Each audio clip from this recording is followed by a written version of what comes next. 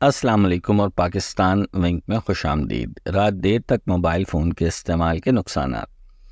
Stanford university کے professor Andrew D ہیوبرمین نے انکشاف کیا ہے کہ اگر کوئی شخص رات دیر تک موبائل فون استعمال کرتا ہے تو اسے ڈپریشن جیسی خطرناک بیماری کا سامنا کرنا پڑ سکتا ہے۔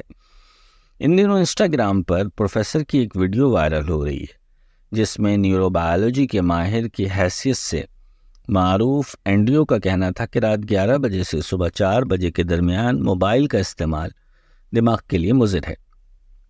انہوں نے اپنی بات کی وضاحت کرتے ہوئے کہا کہ اسکرین سے نکلنے والی روشنی موبائل یا لیپ ٹاپ استعمال کرنے کی صورت میں آنکھوں میں پڑنے سے دماغ کے حصے ہیبین نولا میں ایک ایسا سرکٹ پیدا ہوتا ہے جو ڈوپامین، جو دماغ میں خوشی پیدا کرنے والا کیمیکل ہے، اس کو کم کر دیتا ہے اور مایوسی کو بڑھاتا ہے۔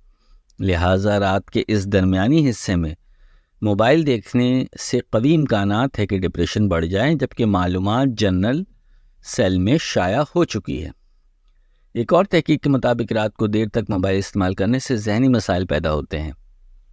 91,000 لوگوں پر کی جانے والی تحقیق کے مطابق رات میں موبائل پر سوشل میڈیا کا استعمال کرنے والے خواتین و حضرات depression, bipolar disorder اور نیوروٹیسس جیسی ذہنی بیماریوں میں مبتلا ہو سکتے ہیں۔ پروفیسر نے اپنی بات کی وضاحت کرتے ہوئے کہا کہ اسکرین سے نکلنے والی روشنی آنکھوں میں پڑنے سے دماغ کے حصے ہیبین نولا میں ایک ایسا سرکٹ پیدا ہوتا ہے جو ڈوپامین کو کم کرتا ہے اور مایوسی کو بڑھاتا ہے۔ اس قسم کی ایک اور تحقیق کے مطابق رات کو دیر تک موبائل استعمال کرنے سے ذہنی مسائل پیدا ہوتے ہیں۔ اکثر لوگوں کے ہاتھوں میں ہر وقت موجود موبائل فون زندگی کا اہم ترین حصہ بن چکا ہے۔ 24 گھنٹے اس میں موجود نیٹ کی سہولت نئی نسل کو دن اور رات کی تفریق کے بغیر موبائل فون میں مشغول رکھتی ہے۔ آپ اس بات سے بخوبی اندازہ لگا سکتے ہیں کہ رات گئے تک موبائل استعمال کرنے کی عادت کتنی نقصان دہ ہے، جو آپ کو ڈپریشن جیسے مرض میں مبتلا کر سکتی ہے۔ حالیہ تحقیق کے مطابق موبائل فون سے نکلنے والی روشنی جسم میں میلاٹونن کی سطح کو کم کر سکتی ہے، جو نیند کا ایک ہارمون ہے جس کی کمی سے رات کو پرسکون نیند سونا مشکل ہو سکتا ہے۔